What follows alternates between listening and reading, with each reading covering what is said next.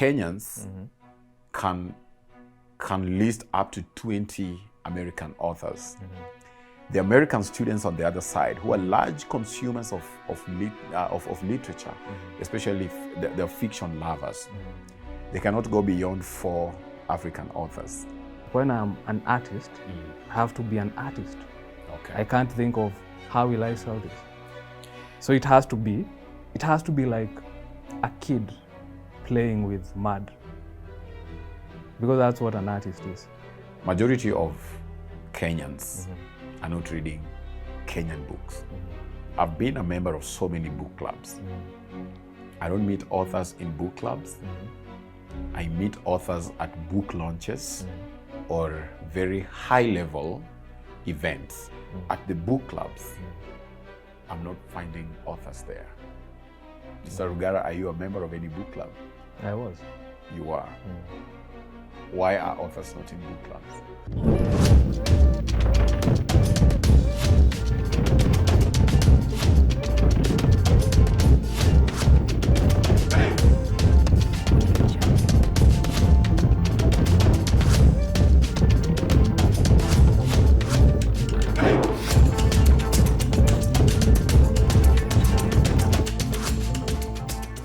Hello and welcome to another episode of Noble, a platform where we connect people through stories. And talking of stories, today in the show, I have a literature enthusiast, somebody that I've followed their work and really admired how deep they bring the conversations into being, into life. So Eric Rugara, welcome to Noble Africa Show. Thank you so much. Yes. So you're somebody that I know has got a very great passion for literature, art to be specific. I mean, because art is wide. The artist there means painters, writers, rappers, singers, everyone there. So what drives you into, being an ardent student of art, but also giving very deep commentary on literature and art at large? Well, I'm a writer, first of all. Yes. So naturally, as a writer, I will be interested in literature, but going back maybe to when I was a kid, I was a reader. Yes. So it started with loving books, reading books. And then from reading books, it went to writing. So I thought, I love writing. I love reading. Yes. Maybe I can become a writer as well. And I started trying that. All right. And I was 12 years old. So I remember sharing, I wrote something. I don't know if you had read the Goosebumps, the stories. Not really. Yeah. Yes. Yeah. So these were storybooks that used to be there they were horror storybooks for kids. All right. Horror stories. Yes, they are horror stories. Oh, you started reading horror stories at 12 years? Well, they are horror stories for kids. And it's not, they weren't that scary. All right. Because it's like, there's a kid who has eaten some. There's this one called Monster Blood. Yes. So Monster Blood, I think that was the first one I read. So Monster Blood was about this slime or something that was in a can called Monster Blood. Okay. And when you consume it, you start becoming huge. All right. So so that's what happened. So this guy became so huge. Or if you, so that's the thing, that's the story. Those were early beginnings. What inspired you writing? Yes, so there's this, and what I loved about these stories is that they were about kids who are my age. So the characters were always 12 years old or 11 years old. And sometimes they wrote from the first person point of view. Yeah. So when it's written from the first person point of view, you feel like the writer is telling you a story about themselves. And you would reflect also on your personal stories? No. All right. No, never. Okay. So I felt like the stories are written by children my age. Yeah. Yeah. And you felt the urge to also be capable, to have that capability to So write. one day I read this one called How I Learned to Fly. So this was not a horror. It was still a Goosebumps, but it wasn't a horror. So he got the powers to fly, and I loved the style that he used. At this point I had started noticing things like style. So I had started noticing that it was very conversational, and he was giving us details about himself, and it was focusing on just, being at school, liking a girl. Yes. So I thought I could also try. So I tried and I wrote my own version of the same story. So it was very derivative. So I was not an original. All right. Yes. So you brought it to the African context? No, a lot of the things that I was reading at that time Yeah. were from out there. So I was reading Famous Five, which is Yeah. from Britain. Okay. I was reading those ones which are from the US.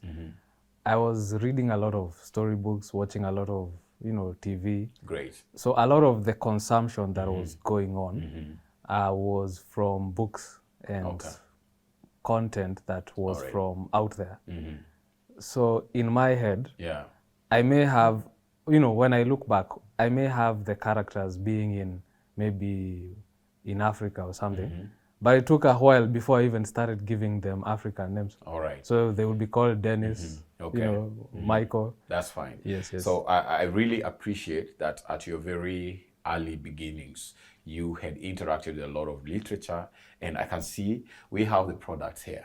I just didn't want to start the intro by saying you're an author and everything. I just wanted to get, how did you start your writing journey and everything? Or like, what has inspired you as a person to, be where you are? Because I read a lot of your stuff online, and I know Eric Rugara is also an author of this book. It's a real journey of discovery. So we will talk about this book, but there's also a short story that you did in this anthology, Broken Rhythm, something that I think you guys did during the COVID time or something. Yes. There's a story behind it. But let's get back to the conversations, part of the conversation that I wanted us to have today. The Kenyan literature, actually, I want to talk about the Kenyan fiction, for instance. We are trying, as book lovers, as writers, to place it in the global map. I believe, or I assume, that should be the first motivator for the Kenyan. Should it? It shouldn't be. Should it? Yes. I believe so. Why? Okay, what should be the greatest motivation? I want to understand. I want to understand what you mean. Why should that be the first motivator? That should be the first motivator because we package our story, our culture, our tradition, the beauty of this country to the rest of the world. We can sell it through literature. The same way America, for instance, has managed to sell their culture to the world. What is America? Let me ask you a question. America, you say it markets itself. Let's not use America. No. It's a good example. It markets itself through Hollywood, right? Yes. Hollywood starts in the early 20th century. Yeah. When Hollywood starts, they weren't creating for the world. Okay. Yeah. They were creating for who? For themselves. For the Americans. Yes. To entertain the Americans. Yes. So there was no view of... Yes. Actually, I haven't done the research. Yeah. But probably how America now started influencing the world through Hollywood. Yeah. I suspect it was during World War II. Yes. Or after World War II. Okay. You see, one of the things that America did after they won the war. Yeah. You see, they won the war in quotes. Yeah. But if you ask the Russians, the Russians won the war. Yeah. But now let's talk about Europe. Yeah. So if you talk about Germany, there's Western Germany, there's Eastern Germany, right? Yeah. So the Americans are in Western Germany, right? Because they've sort of liberated that side. They've liberated France from Hitler. They've liberated Italy as well, right? Then there is Japan. They have dropped the bomb in Japan. So basically they've colonized Japan. Yeah. Then there is South Korea around that same time. There was a Korean War. So they take over South Korea. Russia takes over the north. There is the Philippines. Yeah. So what America, you see, all these nations, America has a key stake in them because they have sort of saved them. Yes. Or sort of occupied them during war. Yeah. And their soldiers are still there at that time now. That's what I'm talking about. Yes. So what the Americans do one of the things that they required of these nations as they are giving them aid, you know, they gave them aid. It was called the Marshall Plan or something like that. Yes. So they give them aid to rebuild their societies or to rebuild their economies. Yeah. So one of the things that America made sure that you lazima muitikie hii is that you will actually have a certain quota of films from Hollywood coming into those countries. Okay. So that's it was used as a tool to So that's how Japan ended up being culturally so American. All right. So a lot of filmmakers in France, If you talk about the 1960s, there's a whole group of filmmakers, a movement that started in France called the French New Wave. So the French New Wave were young people in, maybe they were children in 1945. Or maybe they were growing up around that time. So now American movies start being consumed or distributed in France, right? So at the same time, they are the older filmmakers who are French, right? So now the older filmmakers have a certain language of film which is distinctly French. And then the young people now who are growing up, they are consuming a lot of American film, right? So now they start seeing the values of American language of cinema. And these are the people who now create the French New Wave, which is a mixture of the French way and the American way. Same thing in Japan. You know, Japan, when you talk about maybe anime, probably that was inspired by comic books and so forth. But through this, I'm seeing the intentionality to sell that which is American, which is the American culture. And that's why I was using that example, because I think from the beginning, personally, as a student of literature, I deliberately made a decision that I'm not going to read European novel. And my reason was very simple. We had an exchange program where we had some students from University of Irvine in the US, and it's a virtual session. And then Kenyans can list up to 20 American authors. The American students on the other side, who are large consumers of literature, especially the fiction lovers, they cannot go beyond 4 African authors. They know Wole Soyinka, for instance, because he's been in America for a long time. They know Ngugi, who was actually a professor in that very institution. They know Chimamanda because she's a contemporary writer who has also packaged herself with the feminist agenda. So she resonates with them, or maybe her ideas. You know, she's become a champion. And if they go really far, they also know Chinua Achebe, because Things Fall Apart is apparently one of the books they study there when they're studying about African literature. And now the patriotism question came to me. Why am I having Daniel Steele, John Grisham, and all those? Of course, I really want to know the perspective of, you know, the different worldview of different authors and how they approach writing. But my decision really made me explore a lot of literature. Bingo. Yes. That's what I was saying. Yeah. That was actually my point, that you say the motivator is for us to have our works read out there. But really the real motivator should be for our works to be read here first. In Kenya? Yes. So the way you said you want to read Kenyans. So the real motivator... For me, I chose to read African. Oh, African. Yes. Same point. Tomato. So for you decided to read to read African. So basically reading what is in your environment. Yeah. So now I want to narrow it further. Yeah. What if we had a situation where people are reading more Kenyan books? Yeah. Right? Which we are not. And we'll get to that conversation. Yes. So you see, now the point is, before we can be motivated to distribute out there, we must fix the distribution system right here. Good. You see, the thing is, art is a product. Yes. Art is a product. Yes. Art is beautiful. Art is amazing. Art is created from chaos. Yeah. But art makes money when it is treated as a product.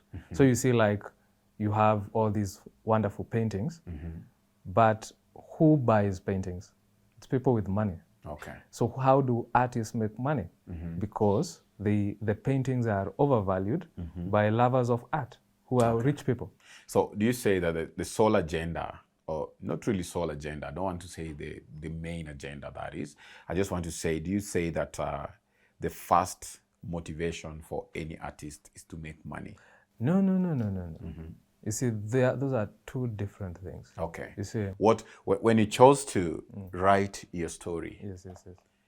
why did you write? Why did you say, I want to pen this? Okay. To answer your question, Yeah. you have to, there's compartments, right? Yes. So like, let's say we are doing this show right now, right? Yeah. You are the host, Yes. but you're not the person who's going to edit this, Yes. right? Yeah. You're not behind the camera, Yes. right? Yes, sure. But you could be. You know, there are people like let's say filmmakers Yes. who writes the script, Yeah. who directs it, who even is inside it Yes. in the movie, and then maybe they'll even market it. Yeah. You know what I'm saying? Yes.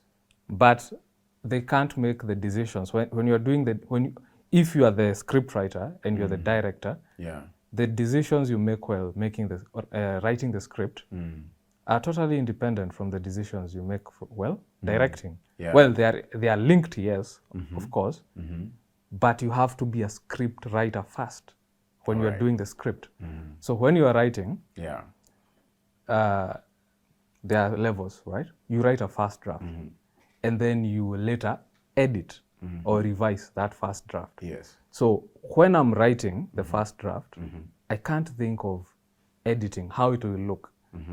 Because if I start thinking of editing it, starting to kuikosoa, what will happen is that I won't write. I will start seeing the mistakes.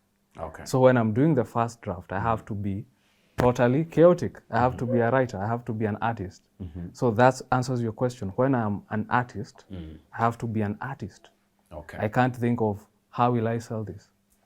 So it has to be like a kid playing with mud. Because that's what an artist is. When you make a decision that I want to write this story, probably the title came later after you've done the writing. As a real journey of discovery. I just want you to help me understand. One, is it because you want to place the Kenyan literature in the global platform?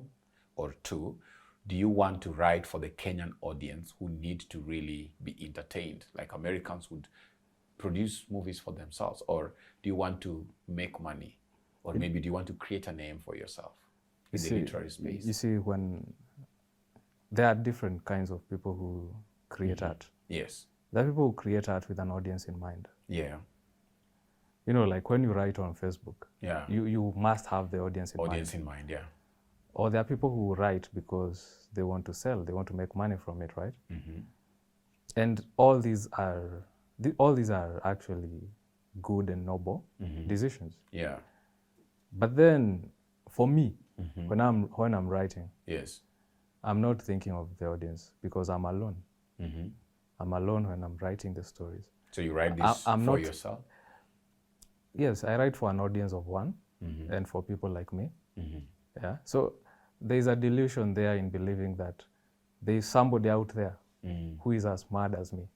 So if I have a certain madness which makes me write this sort of story, there must be some people out there who are mad enough so to understand to these you, stories. the book is much more like your personal journal. No.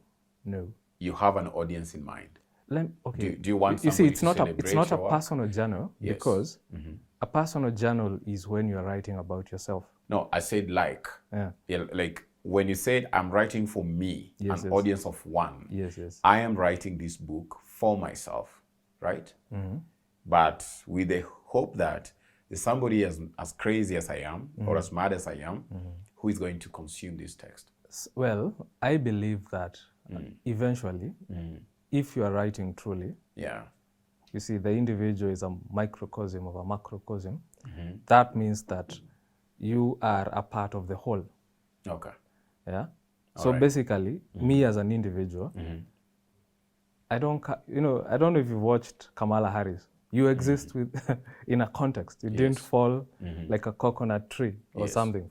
Like you're not a coconut. Yeah. What did you say? What did she say? I don't. The coconut didn't fall from the coconut tree. You exist within a context.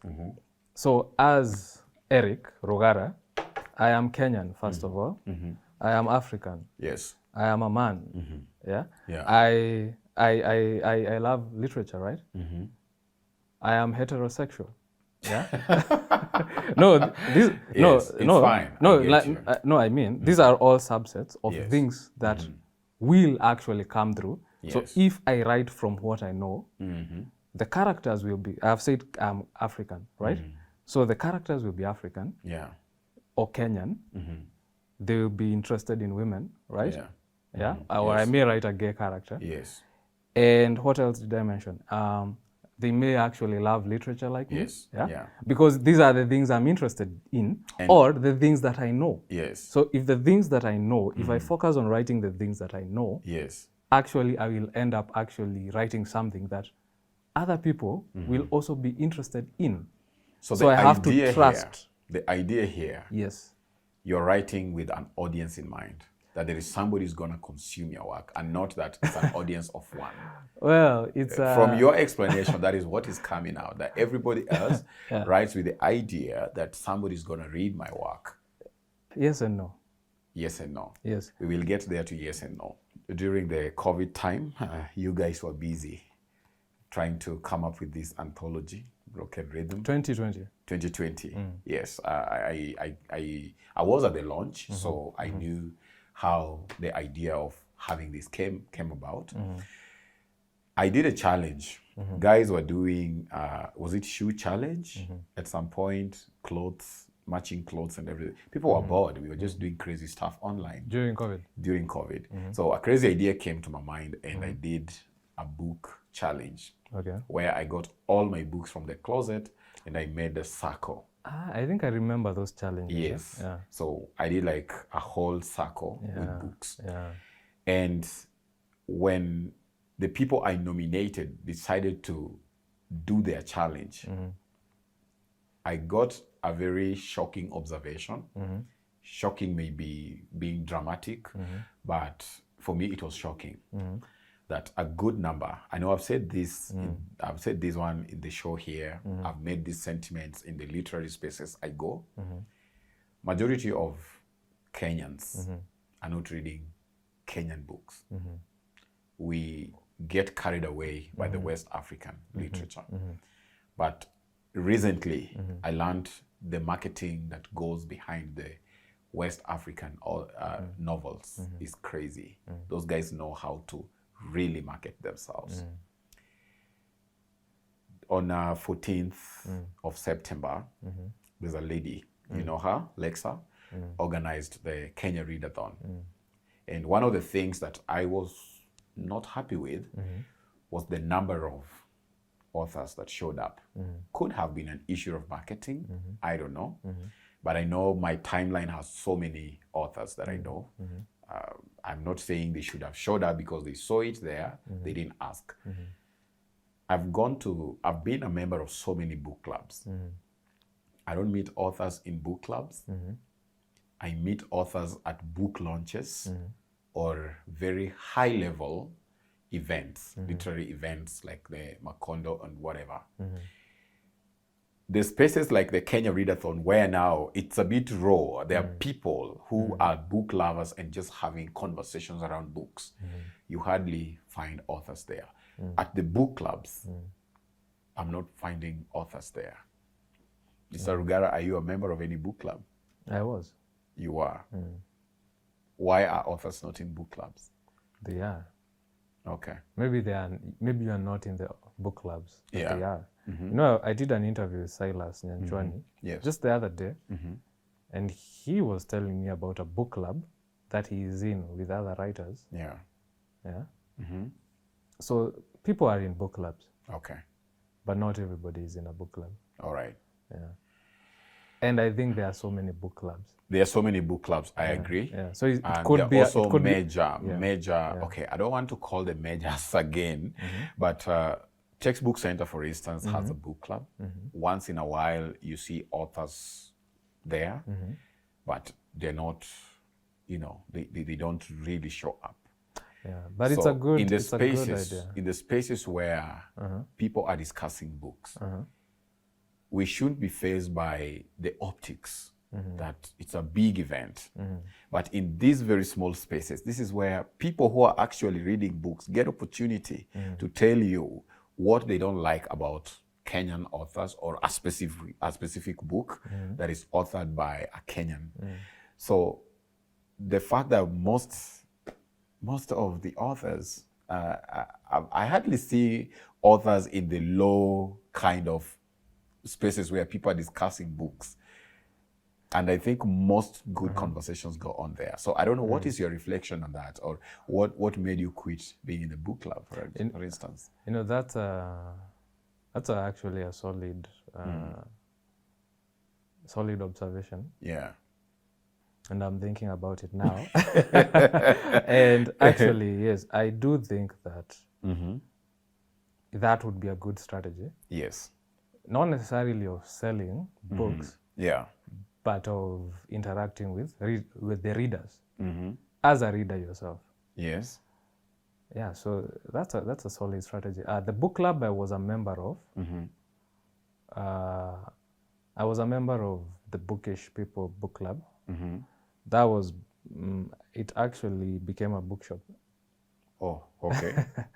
Yeah, so it was a sort of intimate book club where we used to meet every last of the month. Yeah.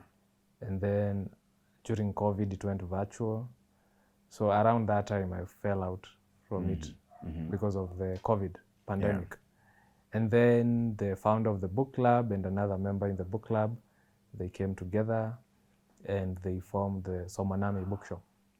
You know it? I know Somanami. Yes, yes. Yeah. So that's the story. So they had formed the book club. I was a member of that book club. We used to meet like 10, 12 people. And then, after COVID, during COVID, it became virtual. People are not really following up, reading and so forth. Yeah. So they opened it up to more people in the public. And then at some point, they also started the bookshop. Yes. So now under the bookshop, I think they still have a book club. Yes, but now it's under the bookshop. They do have. Yes, and they have a very beautiful arrangement where you can go in, read a book, leave it there. You will go back later, another day. And this, like Somanami, for instance, is a very beautiful space where I have seen authors coming, a few of them coming to really have conversation. But I think that the Kenyan author is disillusioned to believe that real literary conversations are happening at the book launches. Because I don't think conversations, solid conversations on our Kenyan art is taking place at the book launches. Because book launches has the other programs. And there's much more with the optics and who has showed up and everything than diving deep. And everyone will praise your book when you're launching it. Because if today you invite me for the launch of your book, I am coming there to make people buy your book. Okay. That is the intention. I'm not coming there to criticize your book. I'm not coming there to give you a very honest conversation. Yeah. So I think it's a call for every Kenyan author to think about where are conversations taking place. Yeah, because Kenyans are not reading. We are not reading a lot of your books. I am a victim. I go to my bookshelf and I see I have a lot of West African literature. Yeah. I'll take that L. I like you, but that you're thinking about that. Yes. Now, I hadn't thought about book clubs in that sense. I think maybe for Kenyan writers, maybe including myself, when you think of book clubs, you think of book clubs as places to sell books. And that is the thing. Guys show up to sell the books. Yes. People are not showing up to really listen to what readers love. And that is what Nigerians are doing so differently. There's a lot of literary festivals in Nigeria. I was just trying to get the list from my phone because I'd done my research and the technical bits, it has failed to get what I was looking for. But there are so many literary festivals where authors just come and listen to what readers are saying about books. And I think that's where they get it. So is it literary festival for writers or for readers? It brings both authors and readers together, but it's normally, majority of them are organized by readers, you know, like let me just use Kenya Readathon, for example, because I was there. The first one I was in was the last one that happened on 14th of September. And it was a very beautiful conversation. We got Kainga coming in to just, you know, give us the history of Kenyan literature from the colonial times to the transition that has taken place. Yeah, so that's it. But Eric, something I really appreciate about you, and before this show we were talking about it, that you're deep, you understand art, and in a very diverse way. And I read your work, and I know this is a student of art. This is somebody who's dedicated himself to really understand, such that if today you choose to talk about cats and why they are aliens, you can connect it in a way that somehow, you know, you almost convinced us that, you know, cats are actually aliens. Well, you have to sort of believe it as well. Okay. So let's talk about cats, and then we get to the deeper conversation with your... No, you have to sort of believe it. You know, I'm interested in understanding how people think and how people are. So, okay, let me give you an example. Are you good with remembering numbers? Phone numbers? Not really. Do you know people who are good with that? Yes, I know. If you tried and, you know, worked on it and worked on it, would you ever become good at remembering phone numbers? I'm not certain, because basically I am somebody who struggles with figures. I didn't love mathematics or anything. What I mean is, figures. Like memorizing, like I just tell you a number right now and you never forget it. Yeah? So you see, that's a thing that is about how your brain is structured, right? Yes. So I like understanding that. So for instance, I want to understand myself. I don't remember numbers so well. Yeah. But then I realized there's something else that I do well. So for me, I have the sort of brain that sees things in stories. And when I say stories, I don't mean hapo zamani za kale, I mean narratives. So, and what that means is connection. So this connects to this connects to this connects to this. So when I want to remember, for instance, like our password or something, like the password may have something like 1963 there. Yeah. And then it starts with 1963. 1963 is the year we got independence. So that's how I remember that number. So so it will be 1963, maybe something like 54. Or 52. Like 52 is 1952. That's the year of the state of emergency. Yeah. So now I can remember the number, 1963, 52. You see, it's a very convoluted way of remembering things. But you see, that is my disadvantage. But that disadvantage has become an advantage because it means that my brain works faster in making connections than most people's brains, because that's how I have to think. So I make connections very easily, and I process data very fast. Okay. And by processing data, I mean connecting this to this to this. Yeah. So when I read about something, I have to understand it and put it in a certain section of my mind. Yeah. And I don't put it to the section of the mind and it stands alone. I put it somewhere where it will connect with other information that I already have. So when how did you connect cats with being aliens? I don't remember. Because you had a whole series back to back talking about cats, how they're aliens, they're spying on human beings. I don't remember. I think what I was looking at. You see, I've been fascinated by cats for a long time. You see, cats. Look at dogs. Yeah. The differences between cats and dogs. So dogs are faithful. Yeah. They obey. You know, Yeah. they may be mad and so forth. And then some dogs are very, you know, dogs are more like humans. They suffer. Yeah. So you can see the suffering in a dog's eyes. I've never seen a cat suffering.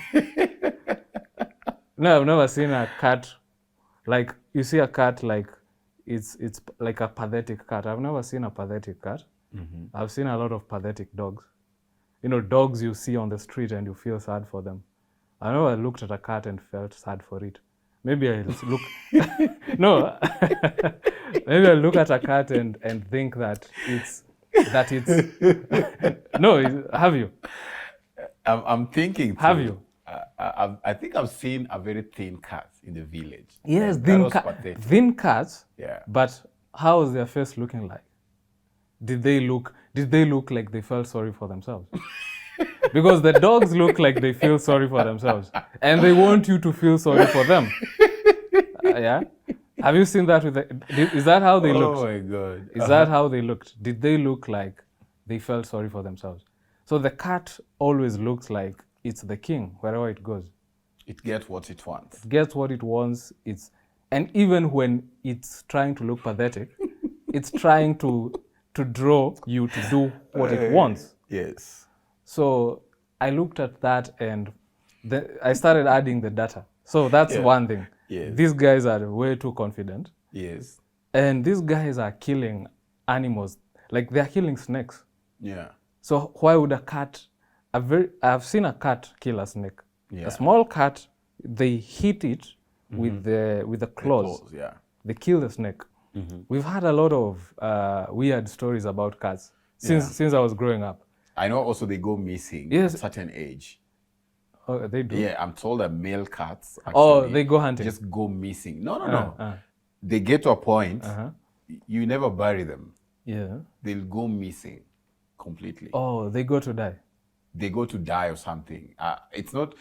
I've not really done my research, but I know that as a narrative that because my grandma had so many cats, and the male cats just would disappear. They say they become wild or something. Maybe I'm giving you more. Let me add the data. Yes. The other piece of data is that cats. You've thrown me off my train of thought. So I had listed the one about they get what they want. They get what they want. They can kill very. Oh yeah, they can animals. kill very. Yes.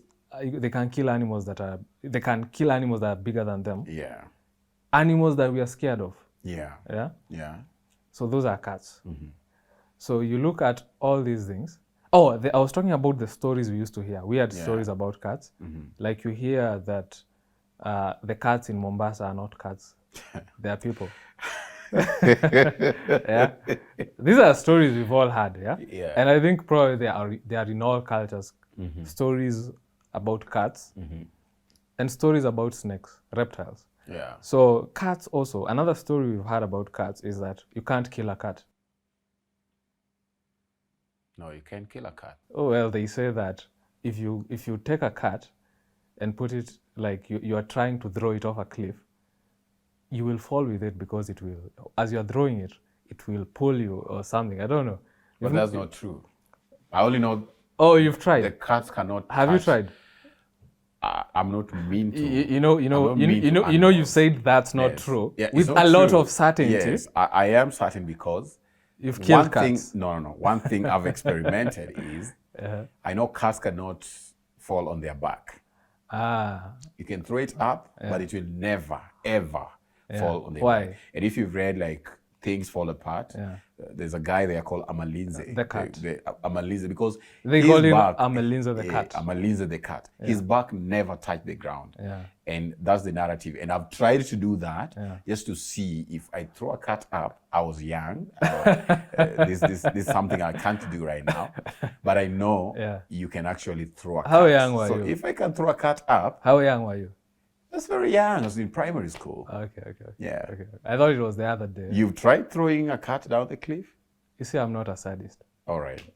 So we need to get sadists who have actually thrown cats off the cliffs. To get back to the story, how I got to that yes. was that I looked at the cats. You see, cats are these supreme creatures in this sense, yeah? Yeah. And then on this other side, we have the reptiles, the snakes. And we have all these weird things said about snakes. Snakes, yeah. People used to worship snakes, Yeah. maybe in Egypt. Yeah. We also hear that they also used to worship cats. Okay. I don't know. It's something I've heard. All right. I don't know if it's true. So now you start to have the whole thing: cats, snakes, yeah, reptiles, yeah. Yeah. So we hear about reptilian creatures Yes. who run this world. We hear that prior to us as human beings, Yeah. the race that lived on Earth was reptilian. Maybe it's the dinosaurs, but there are all sorts of stories, yeah. All right. Okay. So I just mixed the two together. So And you did a whole yeah. So it's series around like it. Wow. if you go back to the beginning, where did these guys come from? Why are they so divine? No, come on, man. Like, You see, every other Yeah? there's a creation story well, you around see, animals. Like God said, "Let there be." Let do you know there that, be. do you know there are Everything no was there. do you know there are no cats in the Bible? But there, oh my God, Yeah. for real. I mean, Do you know? there Do you are know not that? so many. Do you know there are animals, no? Do you know there are no cats There are in the not Bible? so many animals in the Bible.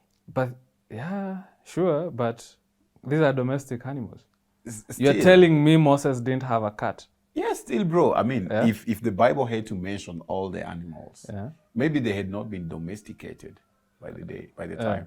The Bible goes up to this about 2,000 years ago. All right, so let's just quit this conversation about cats and everything. Yes.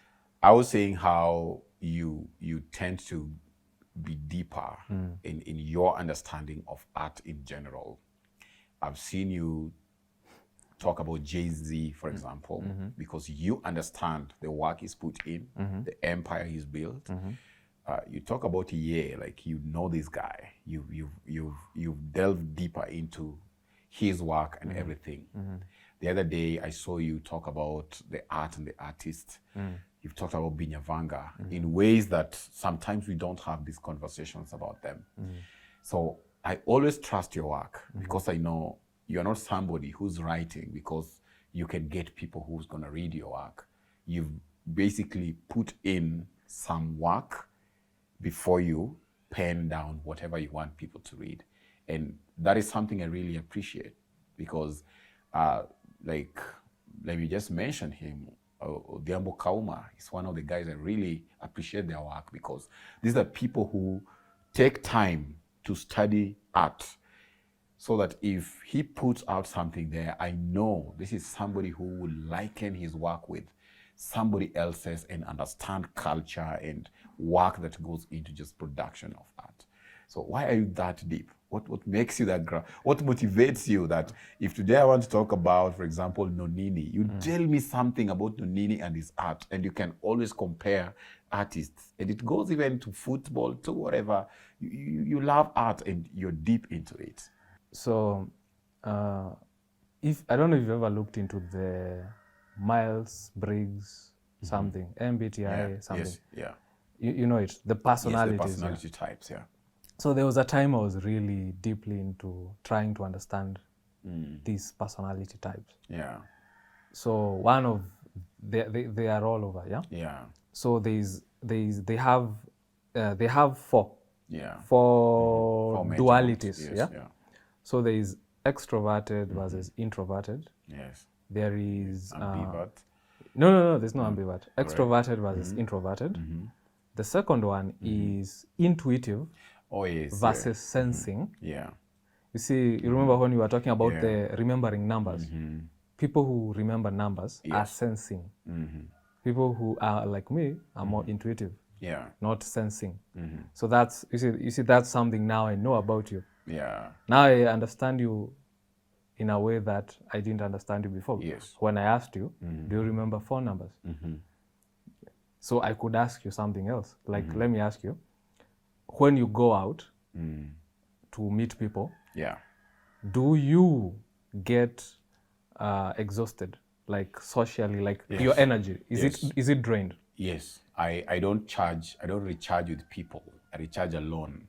When I'm exhausted. You see now then that I you see chill. that's weird. Yes. I hang out That's weird myself. because it means you're an introvert, but the energy you give us, you look Yes. like an extrovert. Yes, that is it. People mistake me for that. But I don't like partying. Yeah. I go home, chill, listen to my music, I recharge. So you see, now I already have two things about you. I, N. Yeah. Yes. So then the next thing is the feeling versus thinking. Yeah. So this is about decision making. Yeah. So how do you make decisions? Do you make decisions based on how you feel, or based on the logic? For me, it's much more the logic. I ask the question, the what ifs. And then you make the decision. Yes. So that's the T. That's the, And then the last one, I would ask you, this is now about, I don't know how to put it, but it's now T versus P. No, J versus P. So this is judging versus perception or perceiving. So let me ask you, do you procrastinate? Yeah. Okay, let me ask you, when you're working on something, Yeah. let's say you have a project, you're working on something right now. Yes. Do you work on it until you finish, or could you get distracted? I can't easily get distracted, especially if it's like a project, because I love when the flow is there without breaking in between. Yeah. The type that switches off their phones because there's something I need to think through and do. So I don't want my phone to ring or anything. So that would make you J. Yeah. Would you call yourself a mastermind? What do you mean mastermind? Like somebody who plans and executes. Yeah, sure. You could. Yeah, like I have my to-do daily, and I want to ensure that before the day ends, I have to tick all the boxes. You see. And I don't want to know what time, whatever I will. Yeah. Though there are things I carry forward. There are things I've also said I can procrastinate this and let's see how to go about it. But I have like, this is the thing. The one thing that I have to do today has to be this. I do it. Well, I don't know if the questions I've asked you are It's valid okay. enough, I but get it. I but get it. but based on those first questions, Yeah. I would say you are INTJ, which is called the mastermind. Yeah. So you see, now when it comes to myself, I have the thing which I have something called exploration. So exploration comes from those things, how my mind is wired. Yeah. So when you combine intuition with perceiving, so that means I'm very open. I'm very open to information. I'm very open to, maybe even experiences. Like I'm very open to learning new things. That's it. That's just how I am. And when I learned something new, like I said, I connect it to what I already know. Yeah. So it's like I'm building like a castle of perception, a worldview. So when I get into one section, like art, I don't look at art as divorced from something else. Yeah. So every few years, or not every few years, like every now and then, I get into something new. Like during COVID, I started getting into learning economics. So I started learning how economics works. And then I realized economics is also connected to politics. Yeah. And is also connected to history. Yeah. And then, and then now it starts connecting to all these other things. Yeah. So now that means, that's how, so now that means if you ask me about cats, when we were talking about cats, you see, I had to connect it to religion. Yes. I had to connect it to history. Yeah. I had to connect it to this and that. So now when I read history, now history has a lot of topics, right? Yes. So I could read, a few years ago, I realized I know more Western history than Kenyan, and even African. Yeah. So I started reading various aspects of Kenyan history.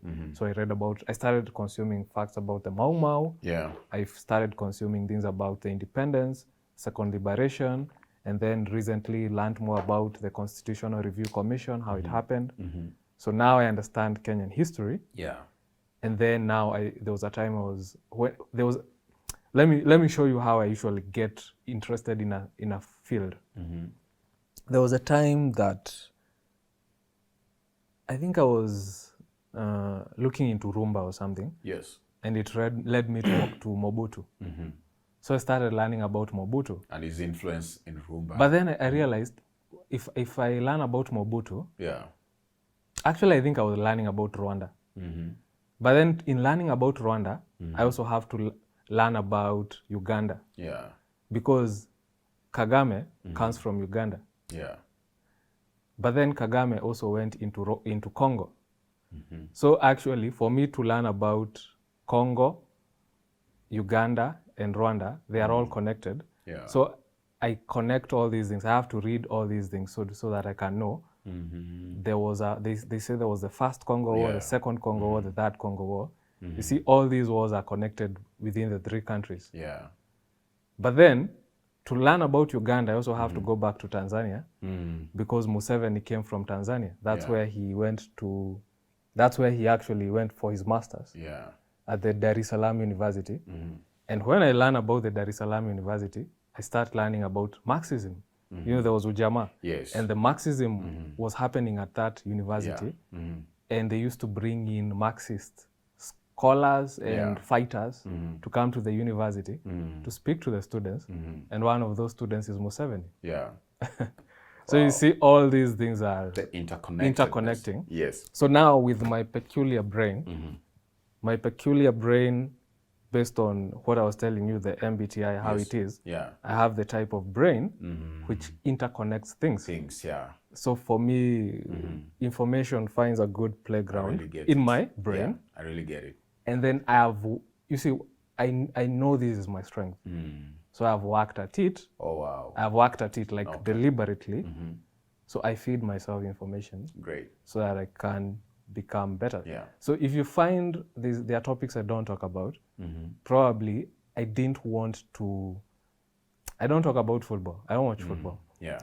And this is something I decided a long time ago. It was like, I don't want to expend the energy needed for me to get conversant enough. Because it will be a lot of time. It will be a lot of time because you see, I get obsessed. So I was like, I will watch all the games. I will go back and watch games from back then. Because you know yourself. Yeah, I know and myself. You know how inquisitive you are. Yeah. So I was like, what will be the benefit? So I was like, am I doing it just because this is what people do? Yeah, it is popular. Yeah, it is what's popular. It's like, no, let me just stick to what I myself am driven to do. Yeah. And Jordan Peterson, I don't like him these days. Yeah. But he has some really smart things that he says now and then. So there's this thing he said, your interests, you don't choose them, they choose you. Well, your interests choose you don't choose them. Yes. They choose you. Okay. So books chose me. Yeah? Yeah. So that chose me. Liking art, that chose me. Liking football didn't choose me. So I didn't go to it. But you know, football is also art. Did you know that? It is actually. Yeah. Actually, when I watch football, I look at it from that perspective. All right. It's like, you know, I also look at it from the perspective of strategy. I also love strategy. Okay. So I look at it from those perspectives. You know, there's that thing where it says, what you get from art or from art, actually from anything, is not what it is, it's what is in you, right? Yeah, how you perceive it. Yeah, it's how you perceive it. Yeah, it's more your perception. Yeah. So in trying to explain this, you mentioned something about you making an attempt to learn about Kenyan history. I don't know how conversant you are with the needs or what interests the young Kenyan readers, because I was in a book club that was largely young people, 25 years below. We were the oldest in the group because we are in the third floor. I proposed Ngugi wa Thiong'o's Weep Not Child. And my idea or my intention was that I want to bring the Kenyan history to these guys through fiction. Because I don't want to propose history book. I don't want to propose Tom Mboya's, Freedom and After. That would be so boring to them. Can I bring it in a fun way? And I tell you, the reception was terrible. They didn't like the book. Everyone struggled. They read it, but they didn't like few read it. In a book club of 30 plus, You know, around I've never really 16. understood when people say they struggled with Ngugi wa Thiong'o, because he writes in very simply. It's very simple. Like, the language is so simple. And in my other attempt Yeah. to maybe bring something West African, because I know it's simply written, but it can also tell them about the history. They said no to things fall apart. Okay. And their generation will not read things fall apart. Okay. First, they say there's a way it's done. They don't like places being described. Okay. Yes, like the roads and everything. And this is it. They say it feels like it's a set book. It And was. they don't want. It was, of course, you know. So if you look at how Chigozie Obioma writes, for example, that's how those guys want to read work. How does he write? It's not conventional English. It's not what we'd say. This is how grammar should be. Does Chigo? I think, doesn't he do descriptions of landscapes, places? He does, but there's a way he does it. So I realize that young people are actually interested in the action and everything. And that's where my fight with Kenyan authors comes in, because we are still writing like the novels we read back in the days in schools, how Ngugi would write because he read Things Fall Apart, or Margaret Ogola would write because that is the literature you are aware of. We are now the generation that, one, probably we've made money, we can afford publishing, and we can do it. So the people we are writing for apparently do not like how we are writing. And I had like that big debate, like, how many Kenyan books do you write? So do you read, for example? So that could be somewhere where the problem is. And I want us to go back as we just finalized. Somebody was reviewing, you shared a post of a review of just the recently concluded Macondo Literary Festival. We are not talking about it at all. But one person made a comment that I found interesting. And I know you're the right person we can talk to about, but largely the Kenyan author probably does not know what the young reader really wants. So here is a comment. I will not mention the name of the person who commented. They said, I remember Chigozie Obioma saying that young people are not interested in novels that start and end in Africa. And I am wondering, now this is the person, they are wondering, if we focus on imports, how will we ever learn to celebrate our works? Question number 2, how will we export our writing if we do not consume it? Those are very pertinent issues right there. If we have a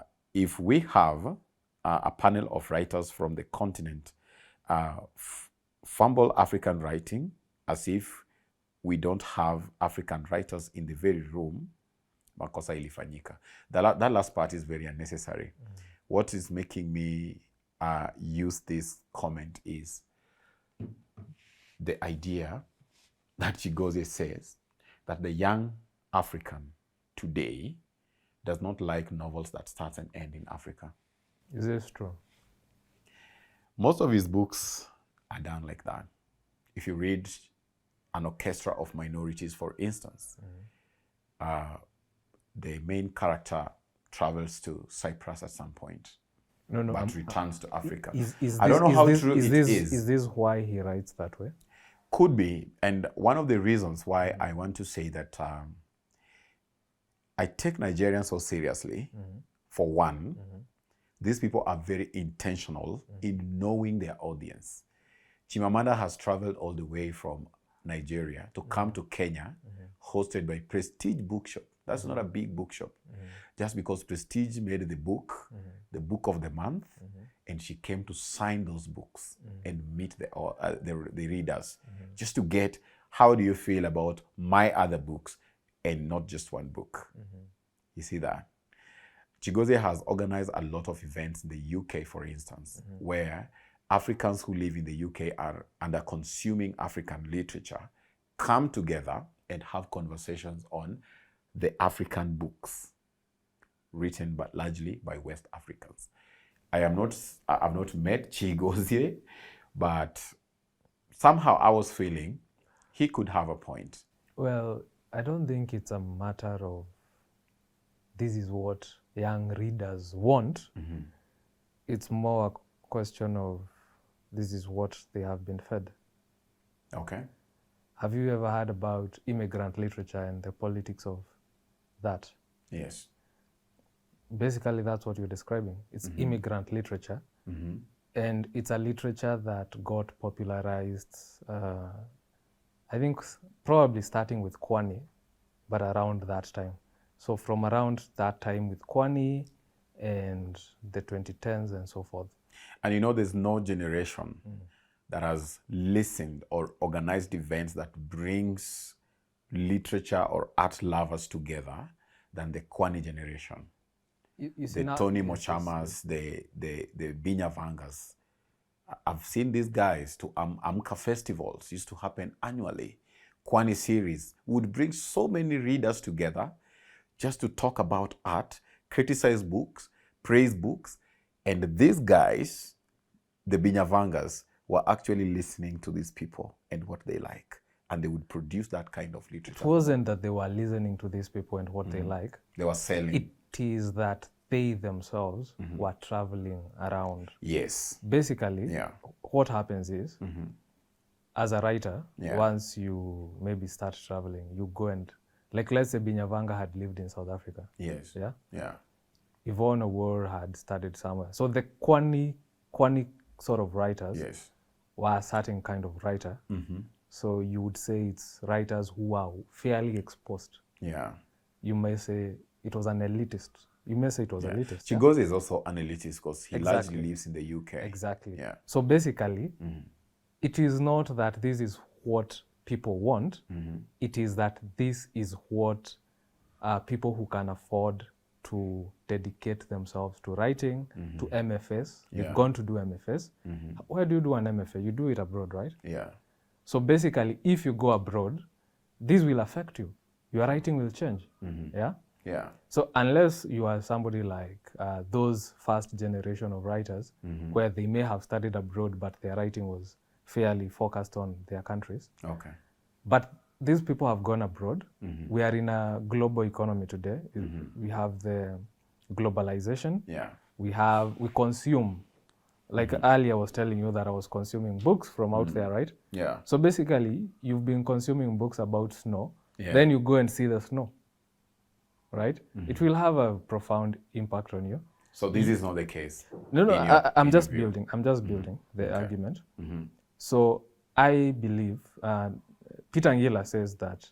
Yeah. My friend Peter Ngila, he says that every writer should have a passport. He's my friend too. Let's go on. He says every writer should have a passport. Yeah. So the idea is that traveling is good for the writer. Yes. And I have always thought maybe that when you travel abroad, for instance, Yeah. that's when you actually maybe realize you're an African or you're black. Yeah. You know, if you go to a place where... It's true. Even if you travel to another African country, that's when you realize how Kenyan you are. Exactly. So if that is the case, that means if you traveled to America and encountered racism, that means that your blackness will deepen. It will be in your writing. Before, when you wrote, when you're in your country, or in your continent, where you never encountered people of another race, the people you wrote were just human. But then after that, the people you write are black. The people you write are, if you go to another African country, the people you write are Kenyans. So if you look at Binyavanga, if you read his writing, he's always defining what people are. So this is a Kikuyu, this is a what. Like he is very focused on that, like the outward characteristics. It's a white man, it's a Togolese, it's a Ugandan. And he is also very much able to note the details of other cultures and capture them in the writing. So when he writes about Ugandan women and their beauty and their grace and how they are queens walking in the streets, it makes you want to go to Kampala. And that's in Discovering Home. Like he captured that so well. In another, I don't know if it was in his book or in one of his essays, he's talking about a market in Togo. And the way he describes the market, the haggling and so forth, the way he's painted the scene, it really comes alive. All right. But you see, now this is traveling. This is what traveling does to you. But to you authors. No, I'm still building my point. Yeah. So Kwani had a lot of writers who were privileged in that sense. Yeah. So a lot of the literature they produced would of course have that sort of cosmopolitan approach or international outlook, right? The same thing with the African writers who became famous during that time. Yeah. The African writers who won the Kane Prize. Yes. Actually, the Kane Prize, like Binyavanga won the Kane Prize, 2002. Yeah. Yeah, I think so. Then Yvonne Awor wins the Kane Prize, 2003, the next year. Yeah. So basically, 2002, he wins the Kane Prize. He uses some of that money, and with his friends who were also, they had been talking, they had already formed like a collective, they were discussing. That's how they formed Kwani. Some of that money, then some people, some of them were in the NGO world, so they write a proposal to the Ford Foundation to get funding. So then they build Kwani that way. Yeah. The next year, so now they publish the first Kwani, and the story by Yvonne, which had won the Kane Prizes, included, right? Yeah. And then Kwani at some point, it's now bringing in other Africans from, other Africans. They have festivals. Yeah. They're coming here. They're publishing in the Kwani and so forth. I've seen they have a Kwani manuscript. Ayobami Adebayo, Stay With Me. So Yes. in the Kwani series. Kintu, I think, as well, was a Kwani manuscript project, right? So what that does is Kwani actually defines what great writing is. Okay. Yeah. So basically, I don't know if there was anybody else on the continent who was doing that. Yeah. If you look at that, you can say Kwani produced the great writers of today on the continent, not just here. Okay, maybe you say English. What do you call them? Anglophone countries. Yeah. Nigeria, Kenya, South Africa, maybe. So Kwani sort of had that impact across, and not just on writers, but on journals. So the journals which we submit to. Yeah. So the Kwani, if you even talk about Kenya, after Kwani there is Jalada. Yeah. The people who are in Kwani went and formed Jalada. People who are in Jalada, some of them went and formed. There was Nkare Review, right? Nkare Review, later those guys, some of them went and formed Lolwe. Yeah. Others went and formed Going Down River Road, right? No, it's called Down River Road. Down River Road, yeah. So basically what you're seeing, a lot of us growing up now, not as writers basically, when we read the Kwani writers, we read the writers writing in these journals all over, and we find that a lot of the writing we are reading today is writing which is about traveling, about other countries, other cultures. So if I read a poem, you find that the poets today, they will not write poetry which is local. Okay. Their poetry will have a lot of details from around the world. So the poetry will have maybe wine from Italy. Yeah. You see, basically there's that cosmopolitan approach. So the writers have changed in that way. And the readers, when they go to the bookshops, these are the books they've read. So basically, this is the outlook, right? Yeah. So Chigoze could be right. He's writing. I was just he's just right making, in that sense. Yes, I was just producing. Could be, but it can be different. Yeah. It doesn't have to be that way. All right. It's just that was created. Okay. So it's about what you put in is what you get out, right? All right. Yeah. Okay. So if this is the books you feed the market, this is what people will expect. Because prior to that, let's say I remember one of the criticisms that Kwani used to get from people who hated Kwani was that the writers in Kwani were writing about the city. Yeah. They were writing about, things that are elitist, which the Kenyans here cannot understand, right? Yeah. So you see earlier we were talking about Kenyans. What will Kenyans read, right? So does that mean that Kenyans have changed? Like now Kenyans want things about out there? They don't want stories that relate to themselves? But Look even at- if you talk yeah. about the city, still it resonates. Like the way Tony tells his stories, you can literally know, kama we ni mtu anapenda sherehe, how your Friday night looks like. It's exactly that. Well, it wasn't necessarily just about the cities, but that sort of Alright. international thing. Okay. So let me give you an example with music, right? Look at hip hop, Kenyan hip hop. Yes. Yeah.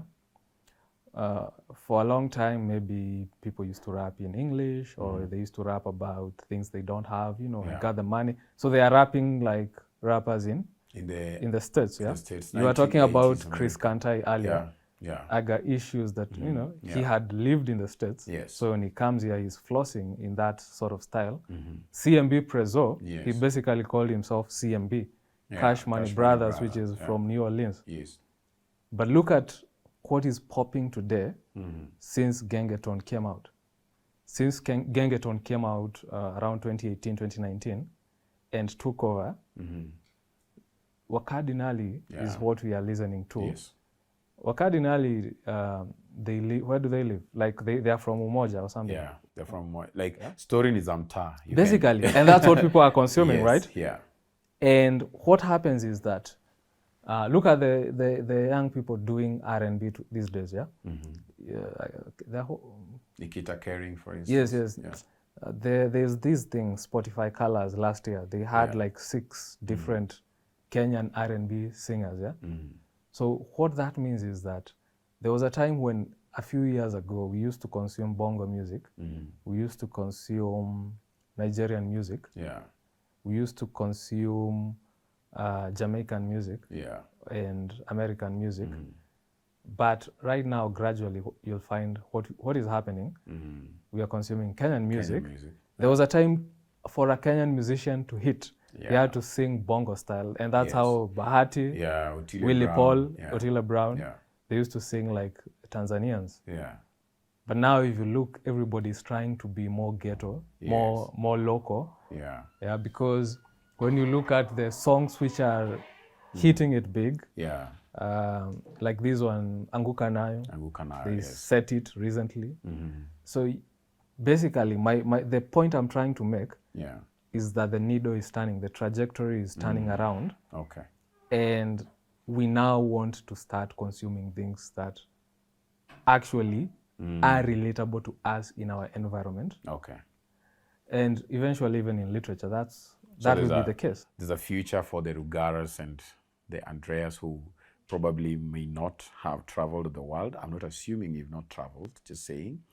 And we'll have to write, and we will get an audience for it. Right? Well, if you think about it, that's exactly what is happening when you go to Nuria Bookshop.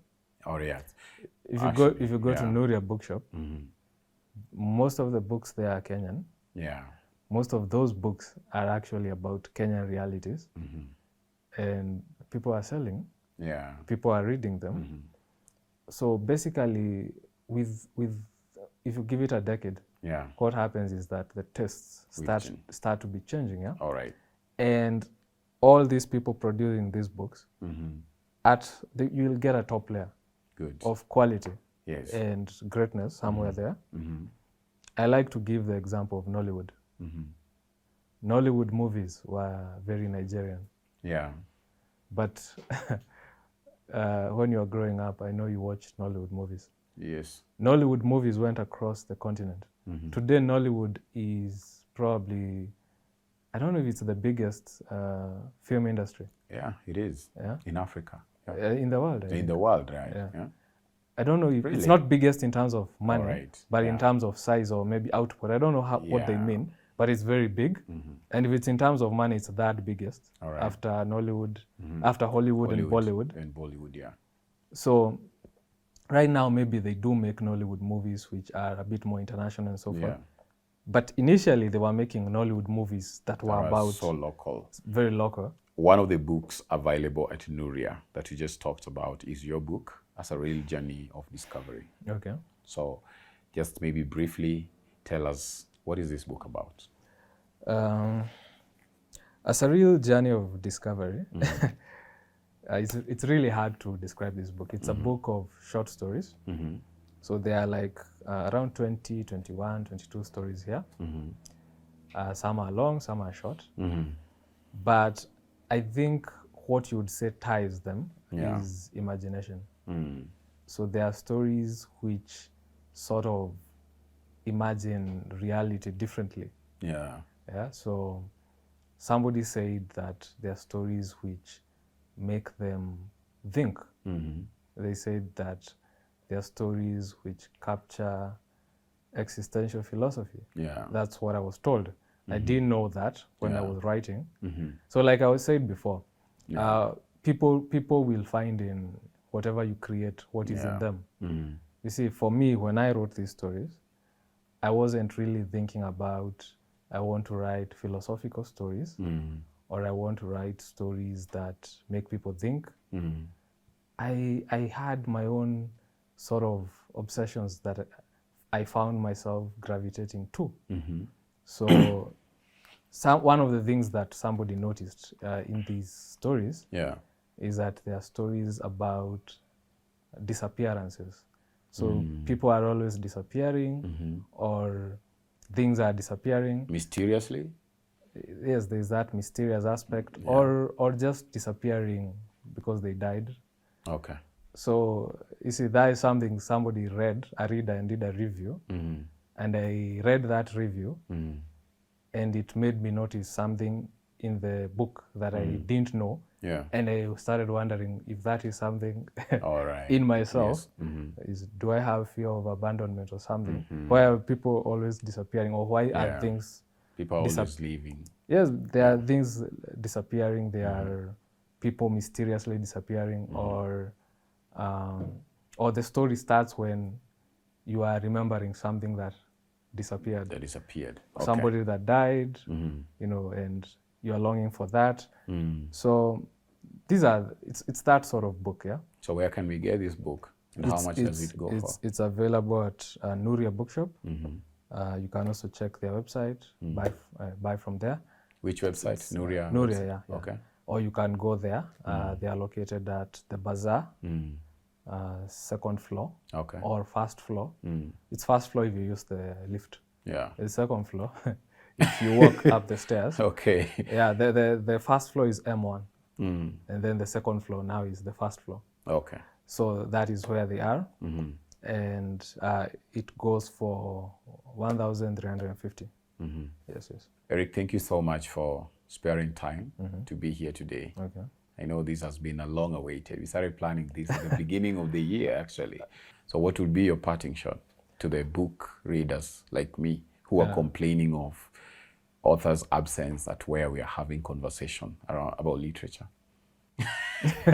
Tricked you. Well, I don't know if I can answer that. All right, just give us your parting shot. I would say just keep reading. Yeah. And don't read because it's good for you. Don't read because... don't read because? Yeah, don't read because it's good for you. Yeah. Why should I read it then if it's not good for me? I'm not talking about this book. I'm saying No. I'm not saying about this book. Yes. I'm saying like the case study of the young people that I suggested, Ngugi wa Thiong'o's Weep Not Child, and a good number did not read because they're like, well, you're not reading that book. I think that's the approach.